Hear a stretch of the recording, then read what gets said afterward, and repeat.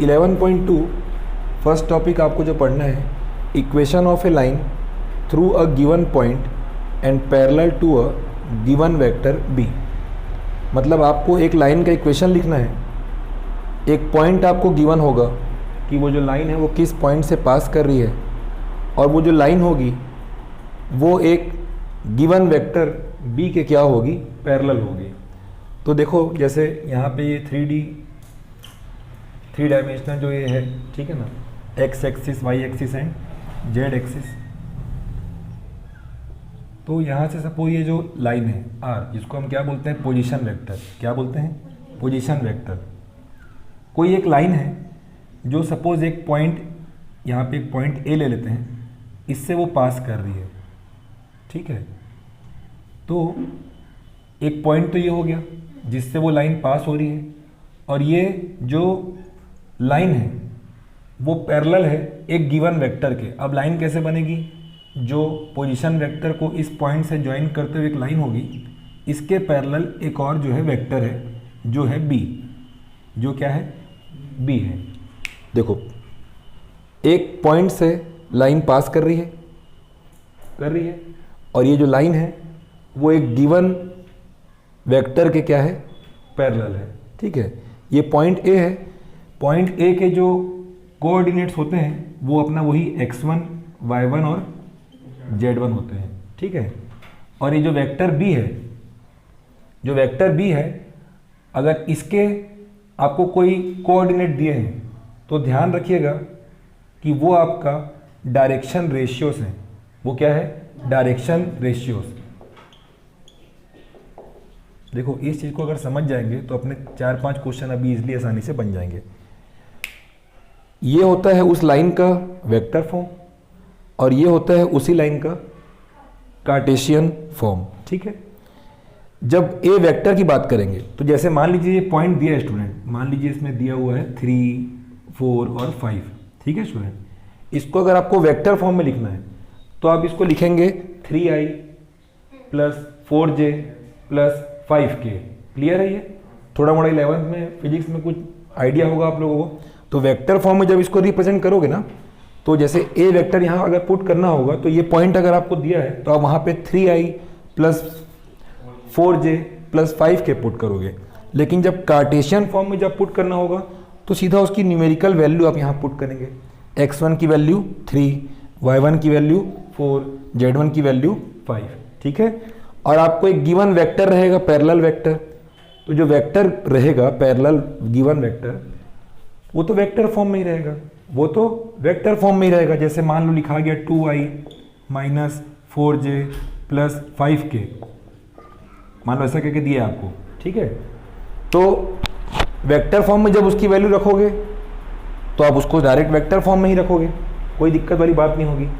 लेकिन जब आप कार्टेशियन फॉर्म में जब आओगे तो वही जो आपका जो ये वेक्टर है ना, पैरेलल वेक्टर, उसके जो ये हैं कोफिशिएंट्स, ये उसके क्या हैं, डायरेक्शन रेशियोस है। मतलब ये ए की वैल्यू यहाँ पे क्या होगी स्टूडेंट, 2, बी की वैल्यू यहाँ पे क्या होगी, -4, और सी की वैल्यू क्या होगी, 5। थोड़ा सा इस पिक्चर को बस समझ जाओ। इसको लिखना चाहो तो लिख सकते हो। इस सेकेंड टॉपिक पढ़ना है, equation of a line passing through 2 given points. इसमें क्या था, एक पॉइंट से पास करता था और एक वेक्टर के पैरेलल होता था, ठीक है। तो उसमें ए होता था पॉइंट और बी होता था आपका गिवन पैरेलल वेक्टर। इसमें जो है आपको लाइन का इक्वेशन निकालना है जिसमें वो जो लाइन है वो 2 पॉइंट, गिवन पॉइंट से पास हो रही है। तो इसमें उसका वेक्टर फॉर्म का फॉर्मूला होगा ए वेक्टर + लैम्डा बी वेक्टर - ए वेक्टर, जहाँ पे ये जो ए और बी है वो दोनों क्या है, गिवन पॉइंट है। वो दोनों क्या है, गिवन पॉइंट। इसको पैरेलल वेक्टर मत समझना, यहाँ पे ये गिवन पॉइंट होगा, ठीक है। तो ये हो गया आपका वेक्टर फॉर्म में फॉर्मूला। और कार्टेशियन फॉर्म में क्योंकि आपको 2 पॉइंट्स गिवन है, तो इस पॉइंट के कोऑर्डिनेट होंगे x1, y1, z1, और इस पॉइंट के होंगे x2, y2, z2। तो उसके अकॉर्डिंग ये उसका फॉर्मूला है। इसको भी आप लोग नोट कर लिए क्या, नोट कर लीजिए। हाँ देखो एग्जाम्पल में क्वेश्चन दिया हुआ है, find vector equation of a line passing through this 2 points. तो आपको यही वाला इसमें कॉन्सेप्ट लगने वाला है, ठीक है ना। बस तो आपको किस फॉर्म में लिखना है, वेक्टर फॉर्म में ना, वेक्टर इक्वेशन। तो क्या होता है वो, R vector equals to A vector plus lambda B vector minus A vector, ठीक है। चलिए, तो ए वेक्टर, ये पॉइंट पहला ए पॉइंट, इसको बी मान लेते हैं। तो इसको वेक्टर फॉर्म में लिखोगे तो क्या लिखाएगा, ये माइनस आई लिखाएगा, माइनस आई, ये तो जे तो गायब है, plus 2k plus 2k plus ये लैम्डा कांस्टेंट हो गया। बी वेक्टर, ये पॉइंट बी है, इसका वेक्टर लिखेंगे तो ये लिखाएगा 3i plus 4j plus 6k। अब माइनस लगाएंगे तो इसमें सब में माइनस आएगा, तो ये जो माइनस आई था वो क्या बन जाएगा, प्लस आई वेक्टर बनेगा, और जो प्लस 2k था वो क्या हो जाएगा, माइनस 2k। क्लियर है ना ये, ठीक है। अब इसको ये तो ऐसे ही रहेगा, माइनस आई वेक्टर प्लस ये 2k प्लस लैम्डा, और इसको सॉल्व करते हैं तो 3i प्लस आई क्या हो गया, 4i, और 4j, ये तो सिंगल 4j ही है, और 6k माइनस 2k क्या हो गया, प्लस 4k। तो ये जो है आपको आंसर देखो बुक में एग्जाम्पल में दिया होगा आपको, क्या आंसर आ रहा है, आ रहा है ना ये आंसर। पॉज करो, देखो एग्जाम्पल 8 भी हम लोग देख लेते हैं। The Cartesian equation of a line is given, ये आपको कार्टेशियन फॉर्म में गिवन है इक्वेशन, इसको आपको किस फॉर्म में लिखना है, वेक्टर फॉर्म में लिखना है। तो आप लोगों ने जो पहला मैं आपको टॉपिक पढ़ाया इसमें कि line passing through a point and parallel to a given vector, ठीक है। तो देखिए उसमें आप लोगों ने एक फॉर्मूला पढ़ा था ना, क्या, x minus x1 upon A, y minus y1 upon B and z minus z1 upon C. अगर आप इससे अगर उसको आप कंपेयर अगर आप करें जो आपको कार्टेशियन इक्वेशन गिवन है, तो सिद्धार्थ जी x1 की वैल्यू क्या लगती है आपको, बिल्कुल सही, x1 की वैल्यू यहाँ पे क्या है, -3 है ना, -3। अच्छा, और y1 की वैल्यू क्या है, y1 की वैल्यू 5 है, ठीक है, और z1 की वैल्यू क्या है, -6 है, बिल्कुल सही बात है।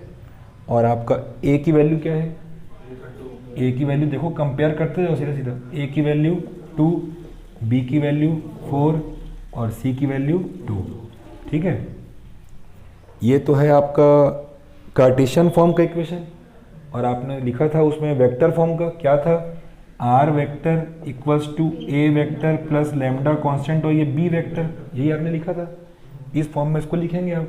तो ए जो होता है वो क्या होता है यहाँ पे, गिवन पॉइंट, हाँ गिवन पॉइंट होता है। गिवन पॉइंट मतलब x1 y1 और z1, जिसको आपको लिखना है वेक्टर फॉर्म में।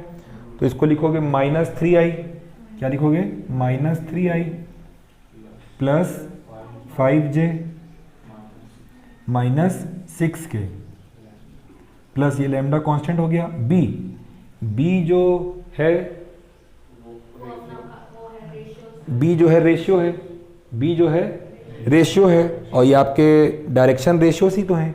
इनको आप जब लिखोगे वेक्टर फॉर्म में तो कैसे लिखाएगा, 2i प्लस 4j और प्लस 2k। एक बार आंसर देखो तो इसमें बुक में यही आंसर, पॉज। थर्ड टॉपिक है एंगल बिटवीन टू लाइंस।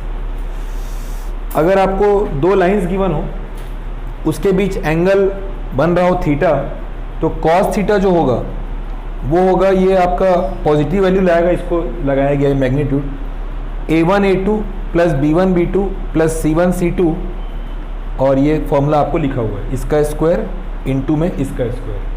अब ये यहाँ पे a1 b1 c1 और a2 b2 c2 क्या है, नहीं, ये